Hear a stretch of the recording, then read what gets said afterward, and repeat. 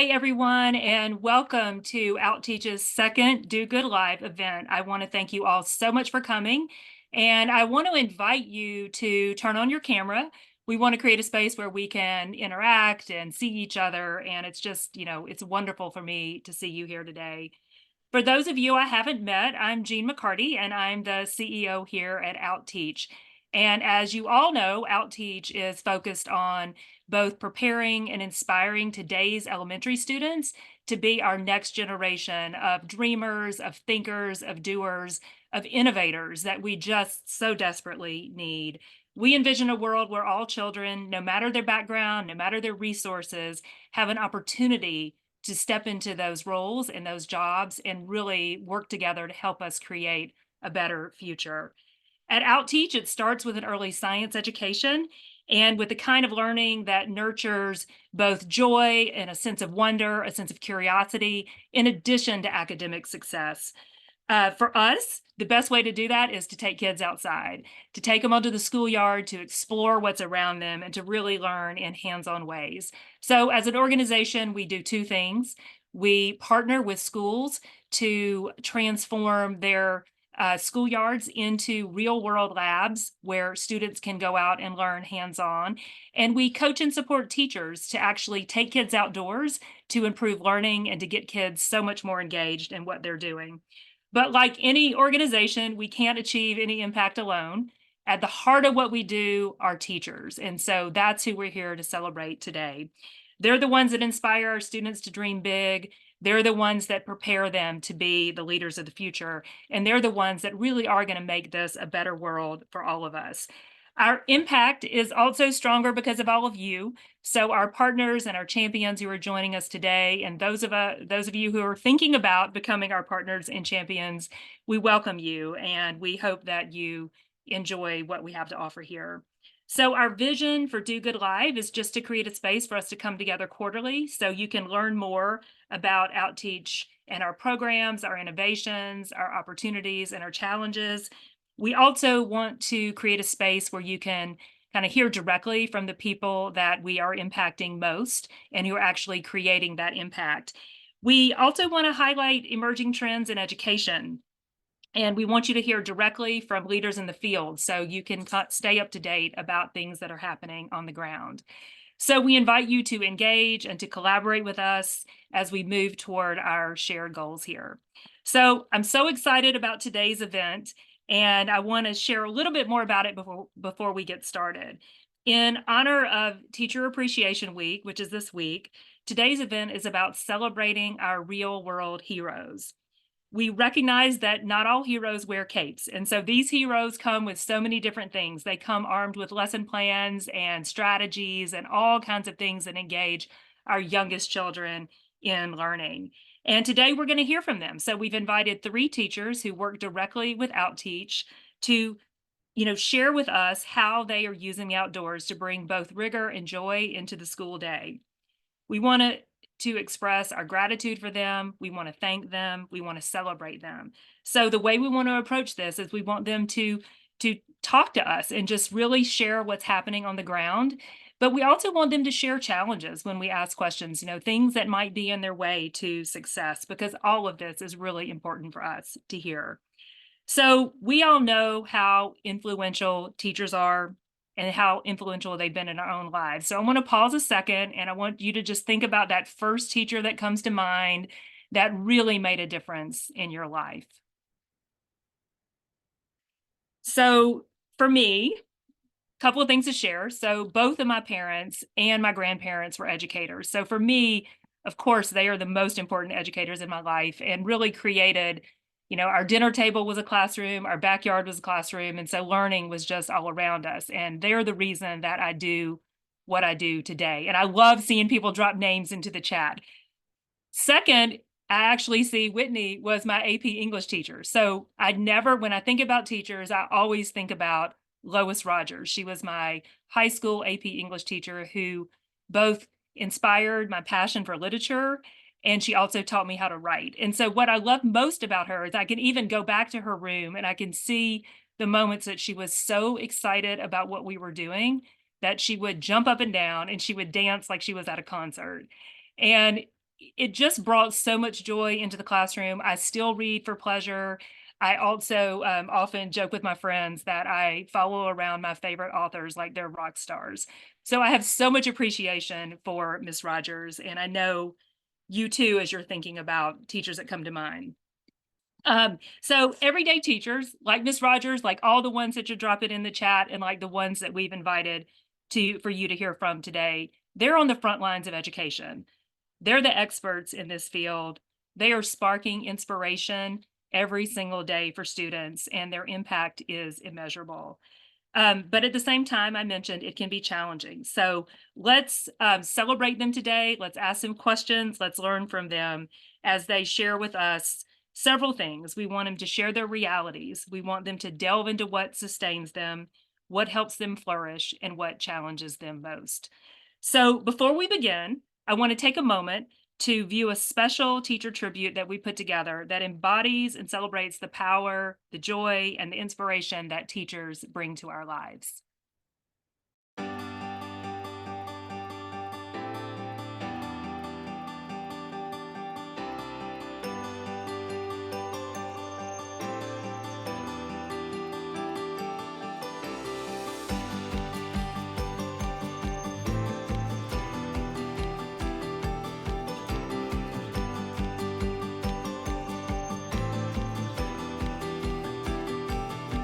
Hearing how much difference you make, or hearing how much you have made that kid love school, I truly think that is the most impactful and appreciated thing that I could hear any day, any month, whenever. I think the world knows what it is to be a teacher, but I don't think the world understands the time, patience, and consideration a teacher must have not only for their students, but for anyone involved in their students' education. Is that it is simply not an easy job to do. Long hours and dedication go into what we do. We are not just teachers. We really do care about our students, and we want what's best for them and their future.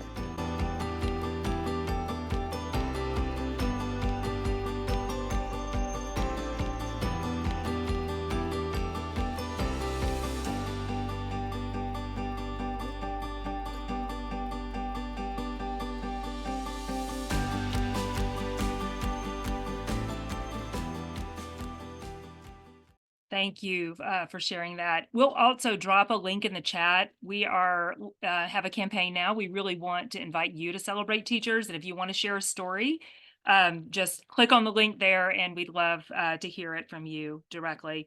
So as we continue to celebrate teachers, I'm really excited to introduce you to our moderator, our special guest, and our OutTeach board member, Juliana Urtubey.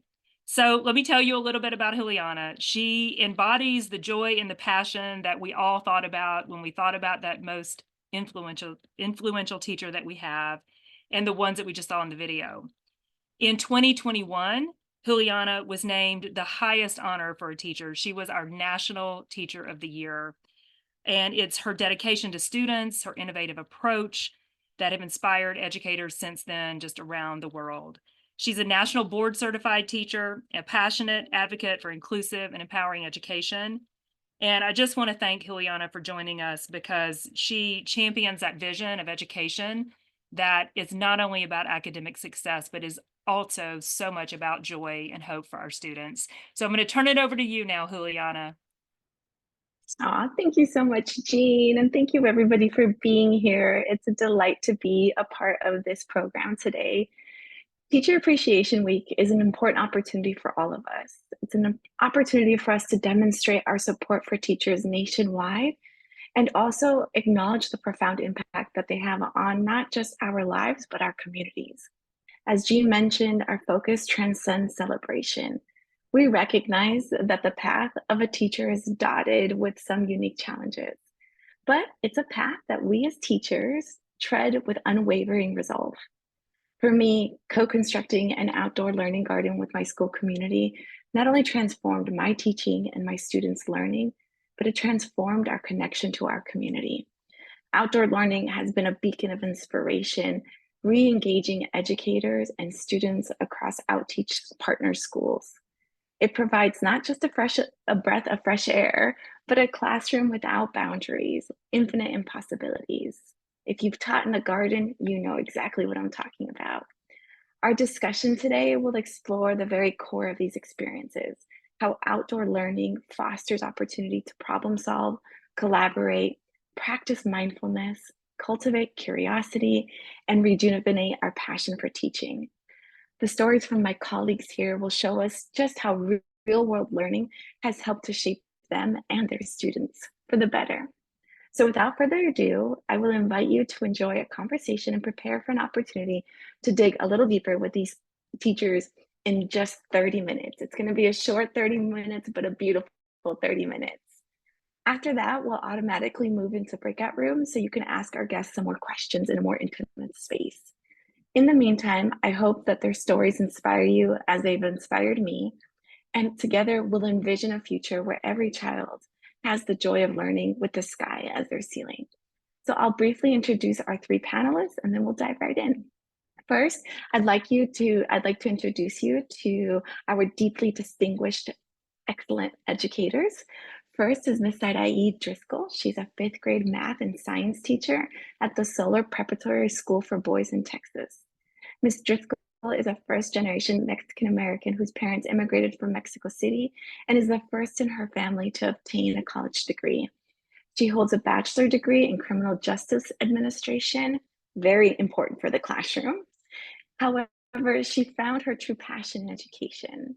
She's a 19-year veteran, and she's a distinguished exemplary teacher in the Dallas ISD. She serves in various leadership roles. She is the science department chair, the project-based learning coordinator, culture and house system chair, and the debate sponsor. Ms. Driscoll has used her lifetime passion for education to foster lifelong learning in her students. She embodies Dallas's ISD's values and commitment that are rooted in equity. Ms. Driscoll believes in investing and building relationships with students to foster a sense of belonging and community. And she has led professional development for various schools across the nation, helping teachers implement blended learning in engaging and innovative ways. Next, I'd love to introduce you to Ms. Amy Badari. She's a kindergarten teacher at Western Union Elementary School in North Carolina. She brings over 2 decades of teaching experience to her role, including a tenure in Abu Dhabi, where her and her family resided for 6.5 years. Her passion for the outdoors is evident both in her professional and personal life, as she seeks opportunities to incorporate outdoor learning into her curriculum. Ms. Badari deeply appreciates Outreach's commitment to fostering the same love for nature and outdoors exploration in her students. And finally, we have Ms. Rollins, who joins us from Prince George County, Maryland. During her time at the University of Maryland, Ms. Rollins gained invaluable experience at America Reads, where she discovered the alarming issue of students not being able to read on grade level. This experience taught her the profound impact a small time commitment can have on struggling students. Motivated by her concern, she began volunteering in the Prince George's community or county public school system, eventually transitioning to her role as a paraprofessional.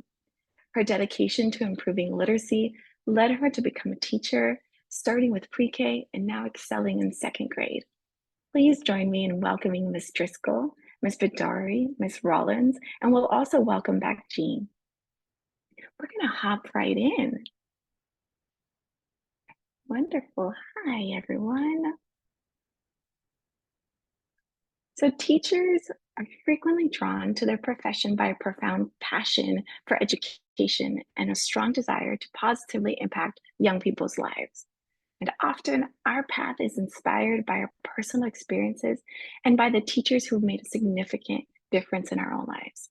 I know in my case, I became a teacher because I saw the need for multilingual Latino teachers to lead from within the classroom. I knew my students and their families had a tremendous set of skills and assets that wasn't always celebrated in school, but I knew that if I was a teacher, I would learn to celebrate those assets. I'm curious if you could each chime in, and we'll just start with Ms. Sadaid. What led you to choose a career in teaching? Well, welcome everybody, and thank you for asking that question. What led me to teaching was because at an early age, sorry, I'm losing my voice. I was a high school dropout. And the reason for that is because I didn't, just for different types of economic challenges that my family faced. And so I wanted to make a difference. I wanted to make a difference in the community where minorities are not giving the equal opportunities for education. And so that's why I went into probation, right? I wanted to be a probation officer, but then I decided, why don't I start backwards? And let's go ahead and start at the root where everything starts. So being an advocate for everyone that, and letting everybody know the importance of education, that is why I decided to become an educator. Thank you. Mr. Tari? Hi. I decided to be an educator because I love to watch children when they get that first, like that spark, that light that goes off. And I've taught pre-kindergarten and kindergarten, so it especially happens at that age. And I think, sort of speaking a little to outteach and outdoor learning, they have this natural curiosity. And so that just, seeing that happen just really made me think, this is what I want to do. I want to teach. I want to foster that curiosity and, be able to pull in the reading and the writing and the drawing and all of those things and have it all integrated together. Beautiful. Miss Rawlings? Hi, good evening. It's so nice to be here. I kind of felt pulled into it because I was not planning on going into teaching. I actually was going to become a lawyer. I actually my degree was in corrections and criminal justice concentration, kind of similar to Miss Driscoll. But then once I was at University of Maryland and I realized that that was an issue, it just bothered me so much because I read a lot. I really like to read. It really can take you places. And so I didn't realize that that was even an issue. And I tried to look at places where I could work around my schedule and it wasn't working. So I just dived in and decided to go ahead and well, I started it as a parent. I felt like I was really good at that. But then they were like, you're basically co-teaching with your teacher. Why don't you become a teacher? I said, no, no, no, I'm not, I'm not ready for that. But then I ended up doing it. So there I am. You were meant to do this. You were meant to do this. And I will speak on behalf of Outteach and all of our guests joining today that we are so glad that you chose this profession. I'm curious if you can also share what brought you to outdoor teaching. What brought you and connected you to Outteach? You meant me or one of the other? Yeah, go. Yeah, absolutely. Okay. It was through our science office. Um, they offered the program to help us better implement our science curriculum. And was actually already wanting to do a garden with my students because with ELL students, my whole class is ELL or English language learners. It helps to have a full body activity to help things stick and help them retain because they're thinking in two languages. And I get it because I speak Spanish and French. And so I understand that. And so anything I can do that can be something that would be important to them. Like if you're growing food that you can take home to your family, which means they don't have to go buy it in the grocery store and they know where it came from and it's fresh, while at the same time I can be explaining about the roots of the plants and this is what the food looks like, not necessarily what you see in the grocery store. I feel like they will retain a lot of that. There's a lot of vocabulary they can learn from that, and there's lots of you know, there'll be touching, there'll be hearing, there'll be seeing, there'll be smelling. So that's the answer. Absolutely. I saw shaking heads in agreement because we all have found the same thing teaching in the outdoors. Ms. Driscoll, what brought you to teach outdoors? It all began with Sprouts. They funded our school and they created the the classroom, outdoor classroom. And then here comes OutTeach. So it was like a dream come true because I'm a big advocate for it. And so we were super excited because we were part of the implementation of what our, you know, our dream would look like as an outdoor classroom. And then it was like winning the lotto, right? You get this classroom and then you get the support. And so I was already on board with it, and that is what led us here. And we're eager to continue to utilize all of your resources. Badari? Well, I started when I taught kindergarten in another county before I had learned about OutTeach. We had an alphabet garden when I taught kindergarten, and I wanted the kids to plant the plants, and we needed to research to find out what the names of the plants were and find, you know, to make that connection between letter sounds and to, you know, just to have that experience to doing the planting and the watering and all of that. And then when I started teaching at Western Union Elementary and found out that OutTeach was there, and I thought, this is amazing. Like I have to be a part of this.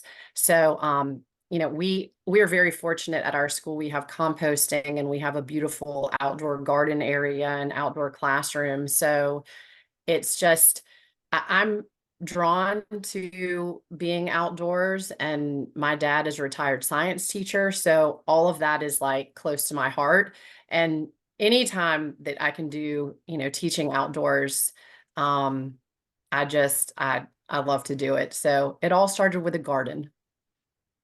That's beautiful. That's beautiful. One thing I know to be true is that the best way that we can celebrate and thank teachers is by respecting teachers and providing the resources that teachers need to reach their students in a successful way.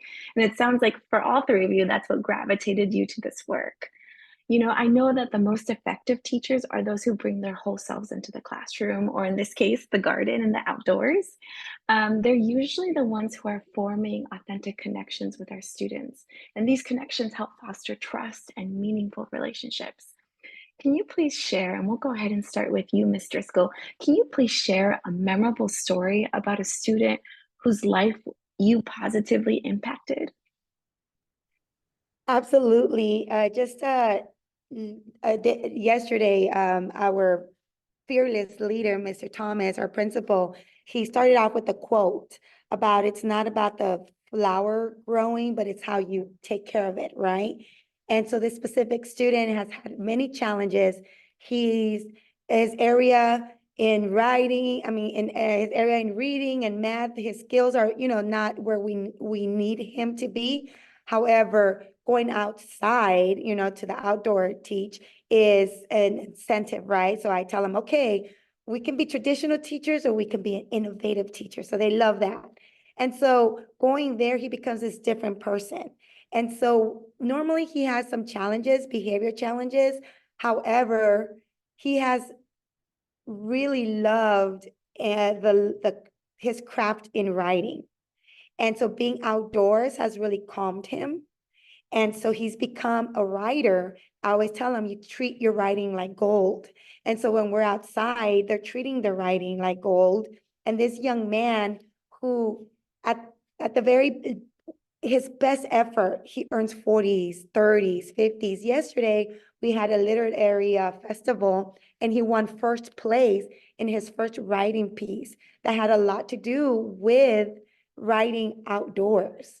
And so one thing that I do want to share really quick is that you don't have to be a science teacher. You can be a math, like everything it's thematic. It's all about how you want, what is it that you want to, how do you want to inspire your students? So it doesn't have to be a specific content. I'm considered the math and science, but that's not where we stop, right? And so anyways, that's just a beautiful story that I want to share because that has empowered him. He's this different young little man growing, and he's so inspired to be a writer now. And this all happened because we started this little plant, right? This little seed of knowledge in outdoors. I'm hearing you say it's not about if our students can shine, it's a matter about where and how they can shine. So we're grateful that you were able to help him find where he could shine. What about you, Miss Rollins? Is there a student story you'd like to share about your impact? Well, I wanted to start off by letting them know that I think they're all amazing and talented. And so we say that. That's our class motto. They have to say it in English and Spanish. And so what I wanted to start off with that so that they know that we're starting off that that's how I think about you. So it doesn't matter what you heard before or what you did before. And I'm not actually lying. I actually believe that, like, some of the stuff. So what I have to do is kind of go through art because they love art. And so, like, for instance, with math, we just did our bulletin board. It was supposed to be a math. So we did 3-digit math art. So we made flowers, and then we just turned it into a garden. And I didn't even have to ask these young people to contribute. Once we made the flowers and we got that done, that was the math. Then I was like, okay, so what else belongs in the garden? Well, I want to do a bumblebee, and I want to do this, and I wanted to do that. Next thing you know, we have an overflowing bulletin board. And so I'm seeing that if because I know that that's a strength. You don't have to speak anything to draw and make your picture beautiful. These kids are amazing. And so I told them that. Some of them that weren't speaking, I'm like, look, I need to hear what you have to say. What you have to say is important. Like this one I'm wearing because one of my low performing students, bless her heart, she said she gave me this for her teacher appreciation and she wanted me to wear it to match hers. So I'm wearing it because she's one of my lower students, but she's smart. It's just I have to figure out the correct avenue. We're working on it, but hopefully I'm going to get some more information. But like, for instance, she didn't know how to jump rope. And I know I'm going all over the place because it's kind of a lot going on, but this just really inspired me that she is not maybe what they thought of her, because she couldn't get the coordination down, but she worked on it. And she would come and she would follow me around. Miss Rollins, look. And she would do it. I'm like, okay, you're doing great, baby. Keep going. And she did it. And she did it. And then one time she actually made it work. Like it actually went over her head and under her feet, and it worked. Like the other classmates showed her, I showed her, I moved her hands, and she finally got it. So that lets me know that she's struggling, but all is not lost. She will try until she gets it. She's very sweet. So I just have to figure out that avenue. All of them have that avenue. I got to figure out what it is. Some of them needed glasses. Well, I got to make sure they can see, they can hear, take care of all those needs. And then we're going to dive in. And you're one of my kids, so you're going to succeed. That's just the way it goes. And look at that, right? Like that is what happens when teachers do what they do best, which is create a sense of belonging, right? Create this sense of opportunity lies ahead for all of us, and a safety within that, a collective safety, right? All the students are going to help each other, the teacher's going to help you, and it's a process. Oh, thank you for sharing that beautiful story. Ms. Fadzari, we'd love to hear your story of impact. Well, this year I have a student who was new to the country starting in July. He had been adopted from Haiti from an orphanage, and there was no running water or anything like in the orphanage where he lived. And he came here, had never been at school before, and it was very challenging. He wants to do well, and he wants to help and do all of these things. But he didn't have the language, and he had some speech difficulties on top of that. So when we went outside, he can always show me things, and he's very, very smart. So when we're doing outdoor activities, he has more of the opportunity, like we were doing an activity looking for shapes outdoors in nature.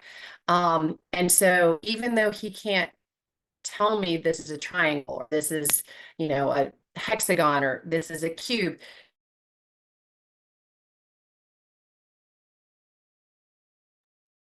Oh, we just lost her. I'm sure she'll jump right back. She was struggling with some internet, but that's okay. We'll just put that wonderful story on pause. She left us out of the cliffhanger. Um, but something was running through my heart and mind as she was sharing that beautiful story. And it's what I know to be true. Again, going back to this idea of celebrating teachers, celebrating the work that teachers do, is what keeps teachers in the classroom is a sense of efficacy. When we know that we are being effective with our students, that we know that they're well and we know that they're learning. We know that outdoor learning helps students become more intellectually curious while also improving all of our sense of social and emotional well-being, not just the students, the teachers too. I know that as we slowly built the garden in my school community, it kept me teaching. It kept me in the classroom. It was a way that I was able to engage the elements of my students' cultures, their traditions, their languages, their histories. And when I was working in Las Vegas, I think of one particular student who I'm a special education teacher. The student had several learning and thinking differences, and we were really struggling to connect to multiplication. And he was a fourth grader, and he started feeling kind of hopeless and not the most motivated to continue learning how to divide and do more complicated math. And so I decided to take the math to the class or to the garden. And so one day we started off with something that he loved, which was patterns. Go out in the garden and find all the patterns you want to find, and let's write them in your scientific journal. And then he would come and show me the patterns.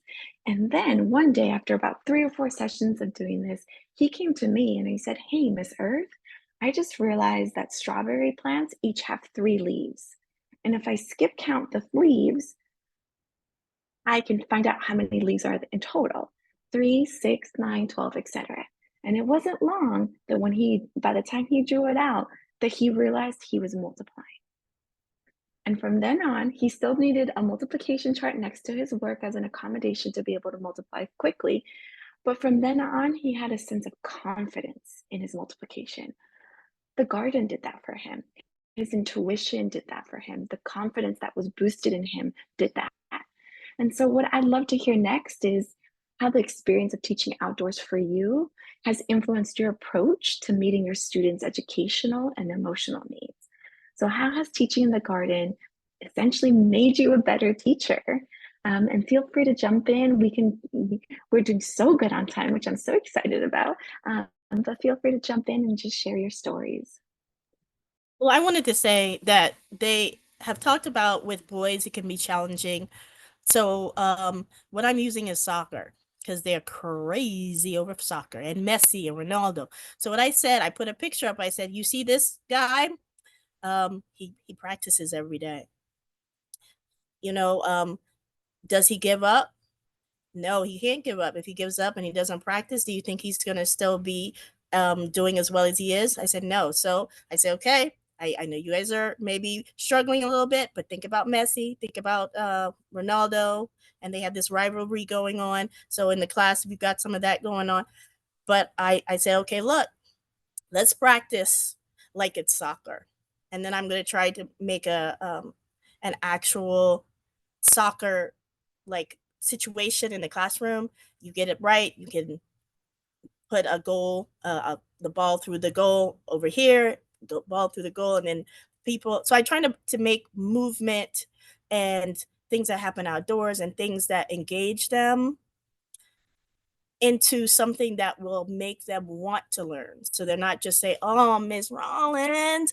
They're like, "No, Miss Rollins." Okay. And then they're cheering each other on. "Go, go, go, so and so." And then they're cheering this one on. Go. And then next thing you know, they learn something. Oh, what? Did they just learn that? And it's fun. They want to do it. And then I'm saying, "Okay, we gotta go on something." "No, Miss Rollins, I want to do this." So I think that kind of maybe answered it. I'm trying to use, like, we don't get to go out and do the gardening because they have another contract for that. But I'm trying to use whatever I can use, whatever I think will grab them, whatever I think will make them um, want to learn. I talk about the guy who doesn't have arms, who became a NASCAR car engineer. I said, okay, he doesn't have any arms. You guys have two. You have no excuses. So I said, let's try to figure out, how would you pick up a piece of paper with no arms? Was it easy? So everybody was trying it and we were all having a great time. I said, now, is he smiling in that video? Yes. Did he accomplish things? Yes. Is he driving his car? Yes. So are you going to give up? No. Okay.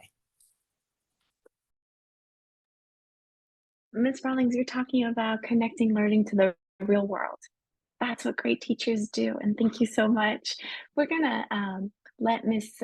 Driscoll answer the question about how the teaching outdoors has helped influence the way we teach and the impact that we have on our students. And then I'm just gonna shoot you a quick message to catch you up. Ms. Driscoll, all you. Yes. So before, I do have to give Outteach a big shout out, because before Outteach, I thought I knew how to teach outdoors. And little did I know that I was missing big components. And because of you, now I feel like I'm a better teacher outdoors. And you keep talking about real life connections and hands-on. I'm a big advocate for that, specifically because I do teach at an all boys school. And so I'm very intentional. It's very important for our boys to have movement. And so when we're outdoors, we're connecting our applications, right? Real life applications outdoors. So for instance, a math, whether it's a volume, area, we can implement this and see, does it really work? Right now we are implementing we're finishing up a PBL with they're creating tiny homes. And so now it's creating the model, right? Sketching it, but now let's go outdoors and apply it. Does your length, width, and because there's a criteria, right? It's 200, I still know, it's 200 square footage. And so now we literally went outdoors, and now let's see, what does it really look like? So does your model really apply? And so just the whole application, and for our boys to see that, it's very important. When you're talking about the knowledge, the remembering, right? It's long-term, and it's inspiring them, and they want to know. I think what we lack as educators is giving our students the inspiration and the love to learn. And outdoors will definitely give you that. Couldn't agree more. I couldn't agree more. I never had an unhappy child when we were out in the garden. I never had an uninterested child in the garden, right? Couldn't agree more. And Amy, feel welcome to keep your camera off if that helps your internet speed. But we'd love to know how teaching outdoors influenced your approach to meeting your students' needs, and any story of impact that you were previously going to share. Okay. Can you all hear me? Okay. So the student that I was talking about, he's an English language learner, and he also has some verbal difficulties in addition to that. So when we would go outside, or when we go outside with the lessons, he's always able to show me the things that are happening. So if he can't verbalize it, he can show me, like if we're trying to match shapes, for example, and he has, some wooden shapes, and he's trying to find those same shapes in nature or, existing, then he can take the wooden shapes and get the thing from nature, and show those things to me. So he doesn't always have to verbalize it, but it's just, he gets really, really excited, to show those things, because of course they're things indoors, but it also, I just feel like it creates a culture, because no matter where you're from, the outdoors are engaging. There's some commonality that you're going to have from anywhere in the world with nature. So it's just, I just like to see how excited that he gets, and the connections that he makes, and that he has an opportunity to share those connections in another way. Absolutely. And how do you think that this kind of teaching has shifted how you approach your work? I think that a lot of times, if I have a lesson that's in a curriculum that I have to do, teaching outdoors, I'm always thinking, like, how can I take this outside? because the kids are always more engaged when we're doing an outdoor activity. And sort of like to speak to your story about, the plants, and that he saw like, oh, they're three, and you're doing multiplication, using, the garden. And I think anytime that something can be integrated, that it is helpful for the kids learning, it's more meaningful. So I think knowing that I have that opportunity, and being able to use that, has helped me be more focused, and try to think of a fun way to do some things that maybe normally I would have been kind of like, all right, I have to teach this. But so it's helped keep me more engaged as well. Absolutely, because then you get to learn side by side with your students. I know probably some of my favorite units were our units on composting and our units on the metamorphosis of the monarch migration, or I'm sorry, the monarch butterfly, and then studying their migration. Things absolutely came to life, and I was just as excited and on the edge of my seat as my students were to find out what came next. Um, and so I love these stories of impact. I love that issues of equity and inclusion have surfaced among all three educators who are sharing with us today. For me, it was an excellent way to build a bridge when I didn't share the same culture as my students. In Las Vegas, we have a very large Filipino community, and this was moving to Vegas for the first time was the time that I got to be immersed within the Filipino community, and I had no idea the value that gardening and being outdoors and tending to the land had in their community. And I remember I got one student, his name was Haynes. He came and he joined his grandparents who were already in Vegas. And he joined the garden club, and we convinced him to help us during one of our garden build days. And, one of the weekends he showed up during our build day with his Lolo, his grandfather, and they each brought a shovel and then a bag of okra seeds. And then a couple months later, Haynes asked me for a permission slip for our garden club. And I was like, sure, but you already have all your stuff turned in. And he's like, no, it's for my sister. She's coming from the Philippines soon. And I want her to be part of the garden club. And I said, absolutely. What a sweetheart, right? So forward thinking, so sweet to like welcome his sister this way. And so there was a sense of ease that we knew, that she knew, Miss Hannah knew that this garden was waiting for her arrival. And so that next build day was Haynes and his sister Hannah, his grandparents and his parents, and they helped us build this bench that needed several different layers. It was adobe, so like cob. And so it had a long time to dry. And then by the time we were ready to paint that bench, Kyra, their youngest sister, was finally able to join the family. And to this day, that's the story that I think about when I think about belonging. And I also think about the power of building these really safe and curiosity-filled learning opportunities for our students, because not too long ago, I was able to reconnect with that family, and they told me that a rite of passage for their community is to be able to tend to a garden. And leaving the Philippines, they didn't necessarily know if they were going to have that opportunity, but our school unknowingly provided that opportunity. All this to say that we never know the impact of having these really integrated, holistic experiences for our students that prepares them to be scientists and engineers and the next criminal justice defenders, right? The next set of teachers, the next set of paraprofessionals that will end up being incredible second grade teachers, right? We never know the impact of our students. However, I would be remiss to say that we cannot hold all of education. We can hold the impact, the beauties, but we also need to be able to hold the realities. Teaching is a tough job. More and more teachers struggle to be able to sustain their practice, to be able to sustain their families while doing this really incredible work. And your stories have reminded us about how passionate teachers are about making a difference in the lives of our students. We know you are working tirelessly to provide the best education for your students, and that obviously and typically involves going above the call of duty. So we want to recognize that you face unique challenges in the classroom and in your schools, but we know that quality support and resources and the freedom to innovate are some of the things that are top of mind.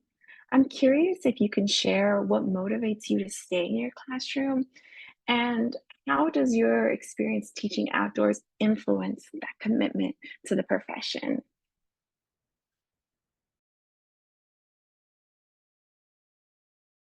Feel free to jump in. Okay, I'll jump in. What motivates me to stay in the classroom, aside from all the challenges, is that I have the power. I have the power to either make or break a kid. And so I'm choosing that. I'm choosing to continue to empower, and I'm going to say boys, but because I'm at an all boys school, but I'm here to continue to empower educators and our boys to become better humans, right? And so that's what pushes me every day. I block everything else that is out there, and I know that I have a reason to be here, and I'm going to continue to do it until I can no longer. And having that opportunity to be teaching outdoors is just an incentive, right? Because I took some notes, and earlier in our introduction, we talked about creating dreamers, world changers, right? And there's so many of our students who don't have that background, or that aren't able to travel or be exposed to real life connections. So it's our jobs as educators to use any outdoor facility and create it like it's a different world. And so this is how I use that as an incentive. Like, yes, I use my own experiences. I was an adult. It wasn't until I graduated from college that I was able to fly on a plane, to be able to see a beach, right? To touch the sand. It's okay. You don't have to be a certain age to go through those experiences. But in the meantime, let's go ahead and create them.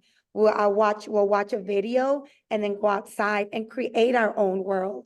And so for those who are here today, it is our job as educators to, even if you don't have an outdoor classroom, create one for you, right? You can just use an open area and land and make that your outteach classroom. Well, thank you so much, Ms. Driscoll. That summarizes, I think, what is in so many of our thoughts and hearts. I want to segue to Jean, because I want her to come in and tell us a little bit about how Outteach is responding to both the joy and also some of the challenges in education. Sure. Well, it was, first of all, thank you so much. It's been wonderful just to hear the stories and to hear things that are happening just in your school. So I'm so inspired. We do work hard to listen to teachers, to hear what concerns are, to hear what needs are. And so by design, we're teacher-centered. I mentioned the two things we do. We build outdoor learning labs on school campuses, and then we also coach and support teachers. When we're building outdoor learning labs, teachers and students are involved in the process. We want to know from them, what is it that you want to see out here? Students, like, imagine what that world can be, Ms. Driscoll. Like, what do you want that world to be on your school campus? But we also have, we have an event for teachers where it's just teachers, and we talk to them about, what are you struggling with, in your teaching? What are some things that you can envision that will strengthen your teaching? And we build that into the outdoor learning labs that we build. When we coach teachers, the majority of the work that we're doing is one-on-one. So we want to meet teachers where they are. We want to work on challenges that are real for them. We want to give them choice in kind of the things that they want to work on. And we're able to do it because it's one-on-one, and it's that real kind of work together. We also, over the past couple of years, have developed virtual options. I know Ms. Rollins takes advantage of those options as well. They give teachers flexibility to work with us on their own time and on their own schedule. Ms. Rollins has had, I think, 16 coaching sessions, is that correct, with our coach, which is wonderful. I love to hear these stories, but it's flexible, and we're meeting her during her planning time to make it easy for her to actually participate in Outteach. So by design, we really are listening to teachers and aiming to be teacher-centered. Most of our staff have been teachers, so they really push for that at all times. I also think it's what we focus on. So science, as many of you may not know, is really not taught as much at the elementary level, yet science is what drives that curiosity that you're hearing from with the teachers who are with us today. Science can be hands-on. Science is so engaging for students. So we focus there. 1/3 of the teachers across the country report having no training or professional learning in science. We surveyed the teachers we work with, and it's consistent. About 30% have had some kind of support teaching science, and the rest of the 70% have not. And so we choose to focus there, and it doesn't stop there. I think Ms. Driscoll may have mentioned that, and Ms. Badari, like, it doesn't stop with science, but science is a way to get in and kind of get kids excited and doing things hands-on and hooked on learning. And then you can move to so many other things. So that, those are some of the things that we're responding to. One other point to make, and I loved that we talked about kind of the avenues. Ms. Rollins, you mentioned the avenues for learning. Like, all kids are engaged differently. Someone in the chat mentioned they're engaged differently. Like, we all have so many different ways to get inspired. And so we want to offer those avenues and those opportunities to reach some of the students that may not be reached before. And the avenue that we're offering is engaging. So, teachers immediately see that their students are engaged. Juliana, you mentioned never had a student that was not engaged outdoors. And teachers want to be successful. So when they have the opportunity to do things that might be a little different, but they are the things that engage students, then that's what will nurture them and help keep them in the profession. So I know Whitney was going to drop in our chat just our impact report so you can see this. We also have great data that shows how we're impacting science instruction, how we're helping classrooms become more student-centered, and also increasing and improving the job satisfaction of teachers, which is so important, particularly right now. Wow. Thank you, Jean. And on behalf of teachers, I'd like to thank Jean and the entire Outteach team for walking with teachers and being able to, mirror the things that really uplift and elevate students and teachers. And we're so grateful for the student-centered and teacher-centered approach in your work. I'm personally deeply moved by the dedication and passion of our remarkable panel of teachers. Oftentimes I'm asked, how can I celebrate a teacher? And Jean just modeled exactly what I think is one of the best ways to celebrate teachers, which is by listening to them, asking them questions, taking notes, learning from them, because they are the experts. And so as Jean prepares us to move into the breakout rooms, I encourage you to carry the spirit of today's discussion with you. Let's continue the conversation, advocate for teachers, champion outdoor learning, and empower our students to explore, discover, and dream. Thank you once again, Jean.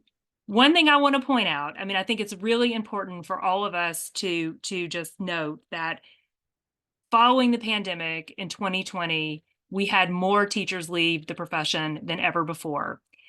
At that moment in time, it was more than 500,000 teachers across the US. And this trend has continued. So I do think that it's so important for us to have moments like this to come together and celebrate our teachers and also think about how we can support our teachers moving forward. I think we all agree that we need our teachers and that we can't imagine our lives or our world without them.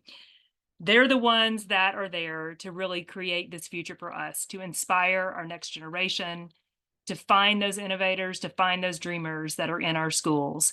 So I want to thank you for joining.